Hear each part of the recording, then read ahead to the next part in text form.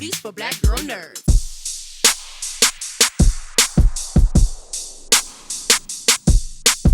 Hi guys, thank you so much. I'm so excited to be with you all. We're getting ready to go back to the movies in the normal sense, and this is a great way to do it. Bryce, beginning with you. I mean, we're bringing the gang is back. Some new people are a part of the franchise, and it's just a wonderful opportunity for people to reconnect. What are you proud of just from the gate? I mean, I think it's exactly what you're saying. I mean, Jurassic has always been a multi-generational experience. There are always, you think back to the first movie, and there are kids, and then there's obviously Sam, Laura, and Jeff, and then there's the Hammond character and all of that, and so getting to 30 years after the original Jurassic Park come together in a movie where the actors from Jurassic World get to be on screen with the legacy characters and the characters, the new characters in the franchise that, hopefully may or may not carry the story forward. The fact that it's all of us together, it was something that was so much fun. Because for us, it had kind of been a small, like Jurassic World, Fallen Kingdom, a relatively small cast. And so kind of like breaking it open and having this ensemble was so much fun. Plus, we were living together, which was excellent. With that being legacy, bringing the gang back together, Chris, what is something that people wouldn't know about this film in terms of working with the animatronics? There's no tennis balls. There's none of that stuff this time. Right. It's a whole new ball game, but still enough of a tether to the nostalgia that made us love it. Right. So what's some behind-the-scenes insight you can give us into working with that? John Nolan Animatronics took over on this and did an extraordinary job. Every time you see one of us interacting with one of these creatures, one of these dinosaurs, it really is us reacting to an organic performance that's happening, by these puppeteers. So, like in the opening scene, not everything is animatronic. I mean, there's a scene where Owen is riding horses through the snow. And they're trying to chase some dinosaurs. So obviously you can't have animatronics riding as fast as we're riding horses.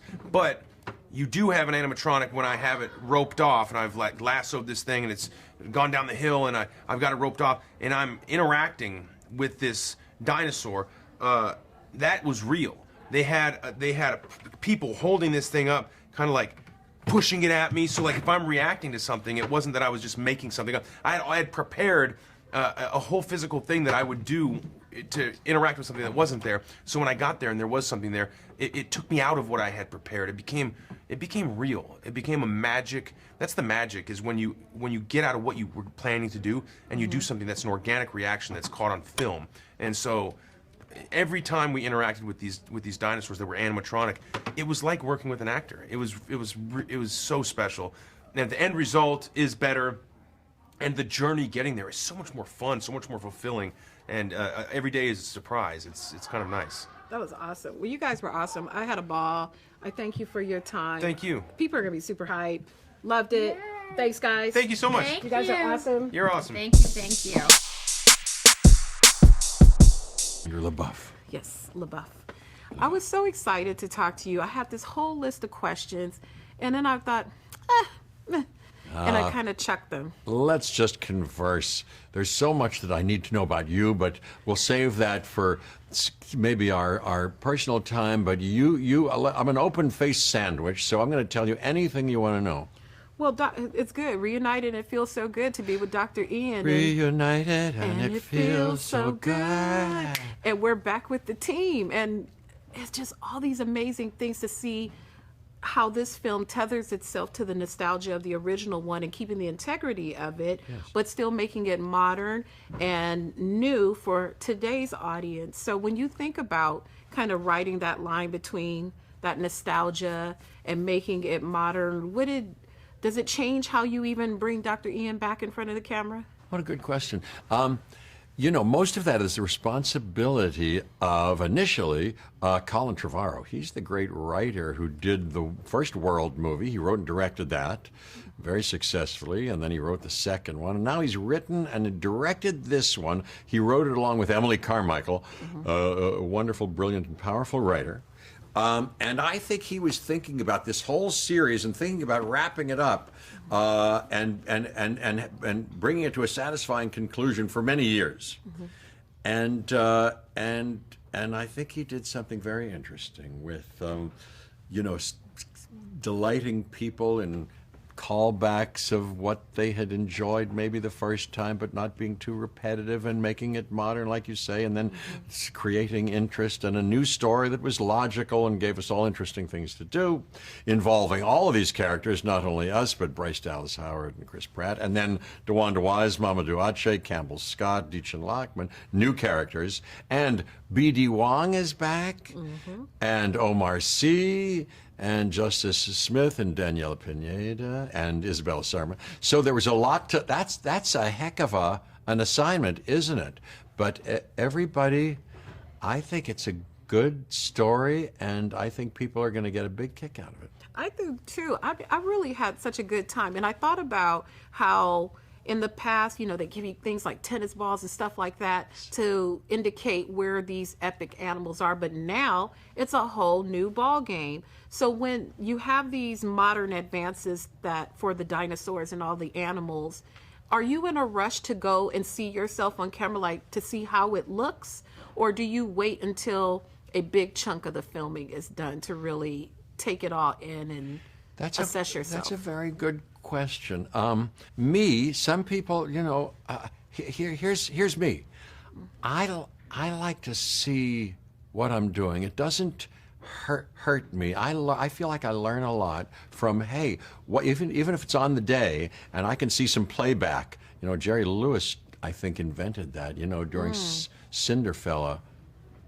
I think so. No, it was another movie. I forget what it was. But he invented that. He said, I want to be able to see what we're doing. I want to see it back because I'm directing and I'm on the film too. Anyway, I like to see if I can see if a lighting double goes through the thing and I can see the rehearsal, or I can see a rehearsal and then sometimes, if I can or not, it's okay. But if I can see a playback of the rehearsal or the first take, I'll go, I see what I'm doing, and where's the dinosaur going to be? Or in this case, the dinosaurs were really there. There's mostly animatronic dinosaurs created by John Nolan. It helps me a lot. And Colin Trevorrow would say, hey, okay, everybody come here. I'll show you what we did. Everybody come around here. This is it. Now see, now see, Jeff, what you're doing there. See, first of all, I think you got to be over there and, et cetera, et cetera. And it's very helpful. So I'm always curious. And then I'm not one of those who go, I don't like to see myself. When the movie's done, we saw this whole movie finished about a couple of months ago, and I was very curious and going, what'd they keep in, and what did they take, and which take did they use, and look at the whole, oh my God, I was very interested. I can't wait to see it again, because there's a lot of that work going on the first time. The next time, with a big audience, I hope, and with our kids who have never seen a movie in a movie theater. Wow. On June 10th, I think I'll take them to see this with my wife, Emily, and I think it's going to be fun. It's going to be amazing. It's such an honor. I could do this all day. I just adore you. I appreciate this time. Thank you for singing with me. Jeandra, thank you. Thank you. I'd like to sing a lot of things with you. Thank you, sir. A pleasure. Have a wonderful premiere. Mamoudou, thank you for your time. This is pretty epic. I've enjoyed you in numerous roles. And now when you get to a blockbuster film, it's a whole different process compared to other things in your career. So first, what did you do when you got the call? And then what is the beginning of the preparation for a project like this? You know what? I was on set for Sorry for Your Loss, and I got the call in between setups, and I was just excited. I couldn't believe it. I could believe it because it's just like, wait, what? Jurassic World, me? So yeah, just kind of celebrated out loud and then internally, because I was like, I can't talk about this for a while. But then preparing for it, it's just conversations with the director, conversations with Colin, up until while we were shooting. So just chatting. It's pretty awesome to see characters like this. Your character Ramsay has this supreme intelligence and a sort of elegance that's that he brings to this environment with all these animals and education and all these things. Are you an animal person? Are you an animal person? You know, I talked to your director about the animals on the set and tennis balls and all the things that you need to get ready, but that's not the case here. So, you know, what's the interaction with the animals like for you? It depends. If it's a golden retriever or a black lab, I'm all about it. But anything beyond that, I'm like, all right. I'm like, okay, see ya. When it's something this exciting, when after you've shot your first scene, are you anxious to run back and see what it looks like, or are you more of a let me wait to see the whole project finished? It depends. Sometimes it's important for me to see it because there was such precision involved in making this movie that I was unfamiliar with. So it's like, wait, what is he actually asking for? Like my head to be tilted up 3 degrees? Like I don't. What? Oh, I see. I got it. But yeah, beyond that, it was I don't know. It was just, man, it was such a blast making this movie. Sorry, it was just remembering it all. It's so cool. Yeah, it's pretty epic. You know, and like I said, I've enjoyed you in other roles. Thank you. And this is a whole different ball game. How has this stretched you in ways as a performer? You know, kind of like I just said, I the technical requirements of being in a movie like this was something I had never experienced, and then also the character was something that was also kind of brand new to me, in that he has like this hidden agenda the entire time, and it was exciting to portray it in the way, but with the language that we had, you know, it had to be very everything had to be very precise, which was a new challenge for me and really exciting.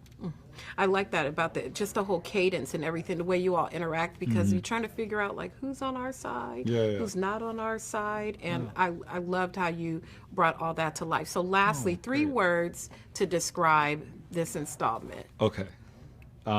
Exciting, moving, and a real thrill. Is that 4? Sorry. That's okay. Well, you get to have extras when you're in a film like this. Okay, cool. All So right. that's pretty Appreciate it. awesome. Yeah. Well, I thank you, sir, for your time. Thank you. Super excited for folks to head back to the theaters and see a film like this, and Me I too. appreciate you talking to me. Thank you for taking the time to talk. My pleasure. Thank you so much.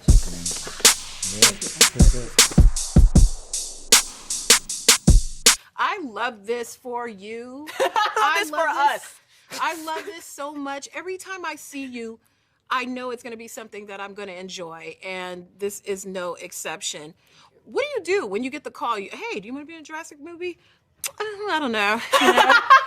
You know, what do you do when you get that call? I mean, not for nothing you say that, but to be real about who I am and the reason why you enjoy me when you see me and things, you know, I met with Colin and I haven't talked about this. I met with him in March, and you know, when you meet for blockbusters, they just tell you what it is. You don't actually know yet. The script isn't done.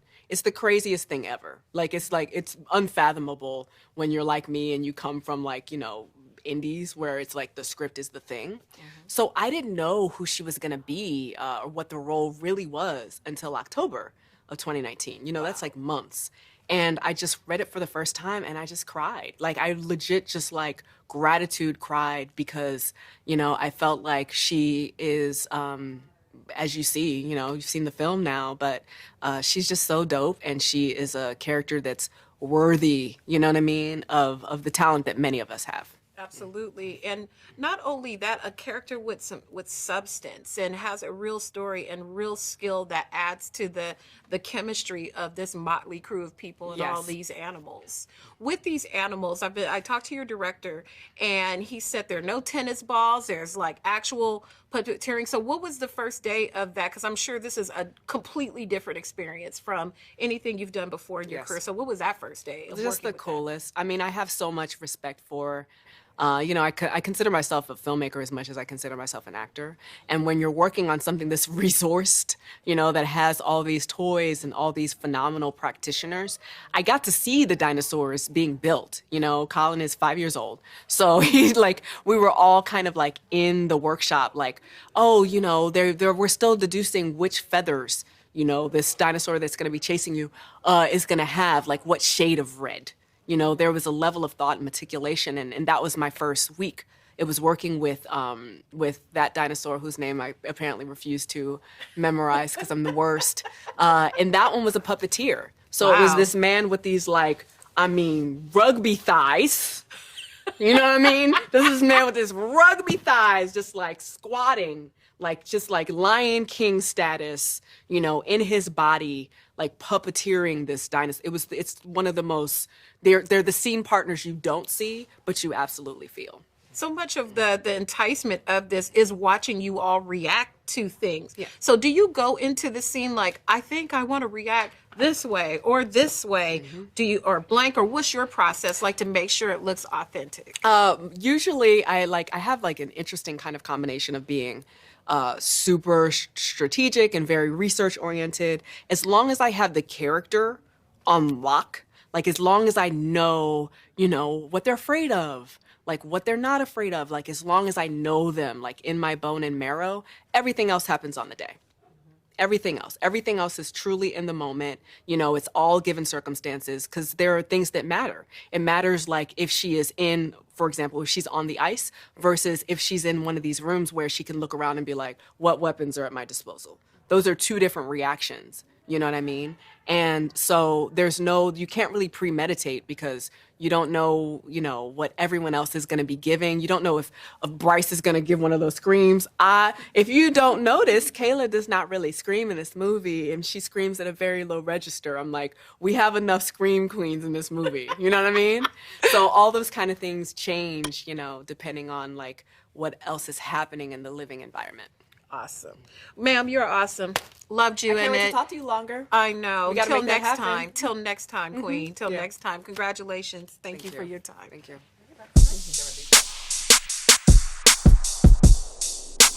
Colin, thank you. It's a pleasure to be with you. These are some exciting times to bring back Jurassic World because so many people are so anxious to return to the theaters. As you wait for the release of the film, how are you feeling knowing that moviegoers get to have this experience in real life in a way that they haven't been able to in the last couple years? Well, I mean, I feel like movies have a life unto themselves, and like our movie needs an audience right now. It's just a movie in need of a large group of people watching it, and I don't think it's come to life until that's happened. And so I'm just grateful that it's possible that people can actually go out together and yell and scream and cry and throw things at, you know, I live in England now, and audiences are very quiet, and I really miss American audiences because we were a little louder. What's really exciting, I started reflecting on all of the films over the years and just the evolution of storytelling and bringing all of these creatures to life. When you reflect on and look at some of the past films, where did you start with making this modern but still having enough of a tether to the nostalgia of the previous films? I think part of it was trusting that my connection to those films, the nostalgia factor was always going to be there. It's inherent because I'm a fan, and so in some ways I need to push back away from it and show restraint from just going to that well and just putting things that are new versions of what I love up on the screen. And so we really focused on something new, and we made really bold decisions, and we told a story that hopefully when someone watches all three of these movies, they'll see has a design unto itself that really respects its characters, really respects its narrative, and ultimately I'm really proud of what we did. Mm-hmm. I am. I really enjoyed it. I'm thinking about the bold decision making. Is that in turn to make it a more modern tale, or is it more to just distinguish it from the other films that are part of the franchise? Well, I think, you know, we're in an era where most of the large budget films that we watch are new versions of things we already love. And, you know, that's kind of the state of our union when it comes to storytelling. And so what we do have the opportunity to do is make those bold decisions and take some risks and really try to take what was an amazing question that Michael Crichton asked 30 years ago and evolve it further into something that's going to constantly surprise people. Mm-hmm. And with that evolution, I think of all these creatures that we've come to know over the years, and just the state of the world now, with people having been indoors, animals and all kind of things have migrated to the city, kind of like what's happening here, and people know that the dinosaurs are out there. Do you look at the current news and use that to kind of help shape the direction you want it to go in? Well, a big plot in the story, the plot that Ellie Sattler is following of this potential global ecological disaster is definitely pulled, directly from the headlines right now. And the idea that us tampering with genetic power could fundamentally alter, our food supply and our ability to survive on the planet. At the same time, you see the tiger, running through the city. Like, it does happen. Like, the animals get loose, and also if people go too far into the habitat of an animal or certainly mess with one of its babies, people can get really hurt, and that's just the case right now. So just taking that and making it dinosaurs it's just kind of a slight adjustment. Are you an animal guy? You got a whole bunch of pets at the house? Are you? We have 2 cats, but my mother trains horses, and so that whole connection between Owen and Blue, and especially Owen and a horse-like dinosaur in this movie came from me kind of observing the personal connection that she has. It's fascinating when you have a film like that has these big, majestic animals that are primary characters with the other talent what's in the series. What does a daily look like when you shoot something for the day and you go back and rewatch it? What does that look like for you? Well, in this movie, it looked different because we had so many animatronics that most of the time I was just looking at a real dinosaur. And I've done it long enough that I'm able to fill that space with my imagination, and yet I actually felt very fortunate this time because we didn't have a lot of tennis balls around. We had real animatronic dinosaurs, and so I was just cutting. It's like I was cutting a drama because they were all there. Mm-hmm. We have some new cast members that are joining this installment of the franchise. What are their first days? How do you guide them? What are their first days? Since there are no tennis balls, there's real animatronics and things. What does that look like for them, and how did you guide them so they would be comfortable and know how to interact with all of things? Well, luckily, because we were all together, we really got to talk about what we were about to do before we did it. But I always try to do something fun, if possible, like on the first day, just to loosen everybody up. And if it's something that we really need to feel comfortable, I try to push that a little bit later. So, for the first time that we had Laura and Sam and Jeff together, they were all just packed together in a Jeep. You remember that part of the movie, and I felt like, well, this is kind of a new version of something they already know. Let's just kind of like smash them together in a tight space, and we'll go from there. Mm-hmm. Well, on the first day, the first thing that you shoot for this film, what did that first day of filming look like for all of you? First day of filming on this movie, we were in Canada, out in a big open tundra with huge mountains covered with snow, with live horses, and Chris Pratt on horseback, shooting on 65 millimeter. We didn't take it lightly. Like, we went in. It's super exciting. So fans are very, very exciting. I mentioned to people that I was going to have a chance to talk to all of you today, and they're really, really anxious to see the direction that the franchise goes. How would you describe this new version in 3 words? In 3 words, I'm absolutely the worst at answering questions a certain number of words. Well, you can have hopefully very satisfying. Mm-hmm. How about that? It was very satisfying. There was so much tenderness, and there's always the wit and the comedy of the storytelling of all these amazing people who are interacting with these amazing animals. What are you most proud of when you see the finished product? I'm proud of how every character feels respected and honored and equal to each other and their importance. With that many characters, that's not something that's easy to do. It's very satisfying for me to see the 2 stories that we're running collide and come together, and for that to feel natural. Though for me, that's the most. I really hope that people have a sense when they leave this movie that they understand why we made these movies in the first place, and that we really did have something on our minds and something to say. Mm-hmm. And lastly, if you could take yourself out of the director's seat and swap with any of the characters, which one of the characters would you want to swap with?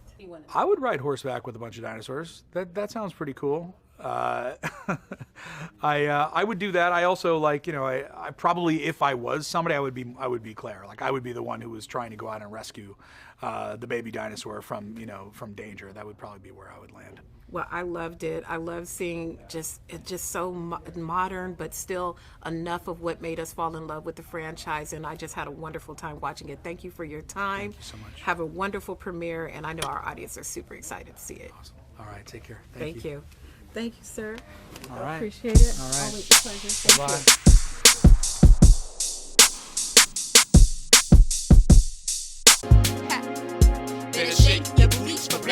nerds.